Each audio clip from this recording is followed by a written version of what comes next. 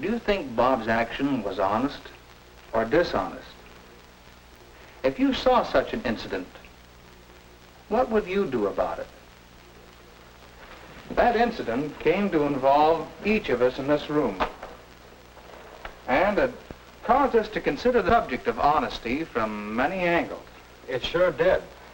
That's why Mr. Barker, he's athletic director of our school, suggested that we talk it over with you.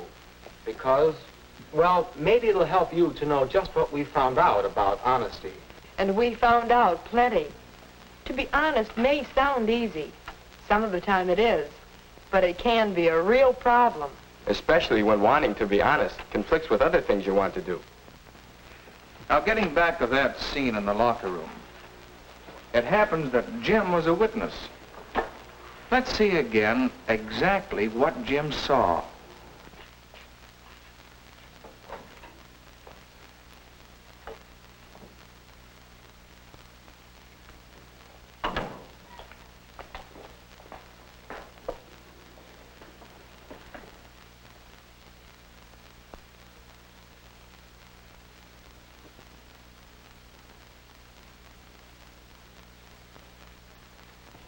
Well, what would you have done? I wanted to do the right thing, the honest thing. But what was it? Question Bob about it? Tell Ben that Bob was in his locker? Report it to Mr. Barker? I didn't know what to do. So, I put off doing anything. That night I didn't get much sleep. The next day at school was awful. I just had to do something, tell somebody. Then, after school, well, I guess when you're in a state like that, it doesn't take much to set you off. Say, it's Bob. Looks like he's buying himself a present. Sure does. Let's ask him over. Let's not. How can he? That money he's spending, I know where he got it. In the locker room yesterday, after he thought everybody had gone, I saw Bob take something from Ben's pants pocket. I was late dressing, I saw it. I guess it doesn't take a detective to figure out where he got the money to buy that pen. But, Bob, I can't believe it. Did you ask Ben if he was missing any money? Not yet. Have you reported it? Not yet. But you have to. You ought to tell Mr. Barker about it right away. No, you don't. You tell Mr. Barker, and whatever else happens, he'll kick Bob off the team. Where'll we be with our star center gone and half the schedule left to play? Gee, Nick, when you put it that way, I didn't know what I was going to do. But I'd realized I shouldn't have blurted out in public that way. So I asked the kids to promise me not to say a word. And did they? Yes, we promised, but then... This one's on me, Terry. Here's what happened. After Jim and Nick left the drugstore, Terry and I talked about what Jim had told us until... Terry, there's nothing for you to do but tell Mr. Barker about Bob. But we promised Jim. A promise to tell a lie doesn't count. I didn't promise to tell a lie. It's the same thing. I can't understand your being so calm about having a thief on your team. It's your duty to tell Mr. Barker, and if you don't, I will.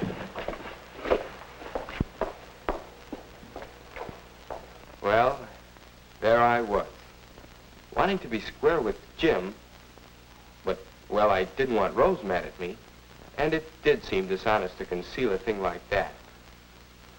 So at practice the next day, I'd made up my mind to speak to Mr. Barker. I don't know just how I was going to say it, but Nick and Jim had seen me. They moved in fast to keep me from talking. Well, I didn't get to speak to Mr. Barker that day. I'm not sure I wanted to. Anyway, when I found out what happened, I marched right into this office the next day and told Mr. Barker.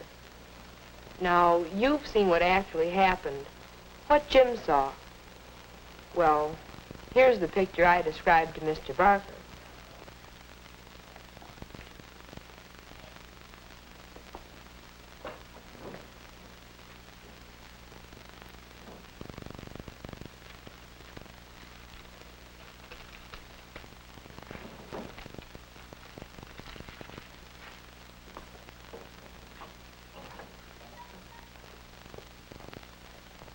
That's the picture I gave Mr. Barker. At the time, I really thought I was telling the truth. But, of course... We'll come back to you, Rose. But now let's have a little skull practice. Of course, after Rose made a report, I did what was the obvious thing for me to do. I questioned Bob and Ben. And I found... But that can wait.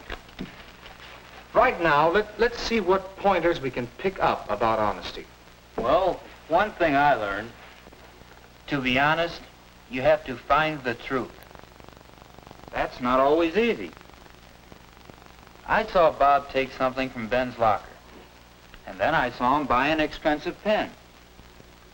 It seemed he had stolen some money. But you didn't know I'd stolen it. That's right. And you didn't even give me the benefit of the doubt. No. You should have asked yourself some questions, Jim. Is it logical to think that Bob would steal? Does it jive with your past experience of the way Bob operates? Jim, your physics teacher might say that you formed your hypothesis and jumped to your conclusion. You skipped that all-important part of testing your hypothesis. Sometimes it takes a lot of testing to find the truth. But now can we draw up another general principle about honesty? I'd say the next step is pretty obvious. Tell the truth. Is it that simple? No, I don't think it is simple. And certainly the way I described Bob slinking in and taking the money, that wasn't the truth. At least, not the way Jim told me the story. Maybe it was my fault. I wasn't careful to tell you exactly what I saw. Let's call it express the truth. We mean being careful that what you say is the truth. And also being careful when you talk about a thing, being sure that people understand what you mean. But there's something more to being honest than just telling the truth. When I promised Jim not to say anything, and then went to you intending to talk, wasn't that dishonest? And what about me? Maybe I wasn't honest when I broke it up and wouldn't let him tell. We said at the start that honesty often involves conflicts. Let's think back. It seems to me, Terry, that your intentions were honorable. Your conflict was between your pledge to Jim and your own sense of doing what was right. You believed you were doing the right thing, but Nick stopped you. There's a good deal to be said for his intentions, too. He was thinking of the good of the team. Not that I'm saying he was right. If it ever came about that we had to harbor a known thief on our team in order to win games. I guess I wasn't thinking very deep, but I could just see the whole season blowing up in our faces. Maybe inside, I didn't really believe Bob was a thief. Inside. I think that's the clue to this bigger thing we're seeking. How's this? Know yourself. Examine your motives. Know what you're doing and why you're doing it. If your intentions aren't honest, then your deed can't be completely honest.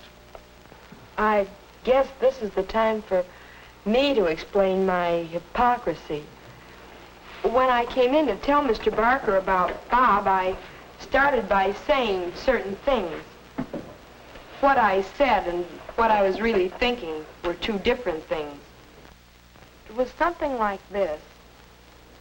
Mr. Barker, there's something you ought to know about one of your boys. There's something I want you to know about one of your boys. The boys won't say anything, so I feel I must be honest and tell you. I wish I didn't have to be the one to tell, but I want to be sure that you find out about Bob Foreman. And when you do, I can just see it. You'll kick Bob off the team, and Terry will become the regular center. My Terry. All he needs is a chance.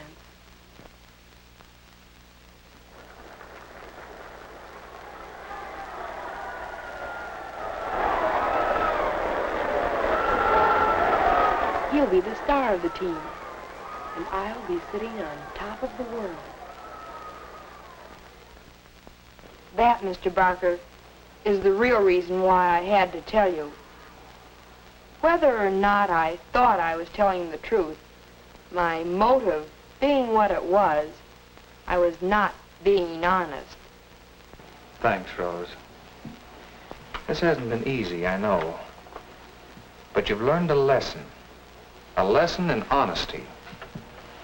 Honesty to yourself and honesty to others. That lesson will stand you in good stead all your life. I think we've all learned a good lesson. I've always heard that honesty is the best policy. Now I'm catching on to why that's so. It isn't always easy to be honest. But when you have a problem involving your own honesty, it'll help you to remember these 3 pointers. Know yourself. Be sure of your intentions, the motives behind what you're doing and saying. Find the truth. Test it in the light of past experience and by checking in every way you can. And express the truth. Make sure you say what you mean to say. And make sure your meaning is clear to your listeners. Now, Bob, tell us the truth. What really happened? Well, as for that fancy pen, I'd wanted just such a pen for a long time. And I bought it with money my aunt gave me for my birthday. And as for what happened in the locker room, well, it was this way. As soon as I finished dressing, I headed out into the gym. Then I remembered something.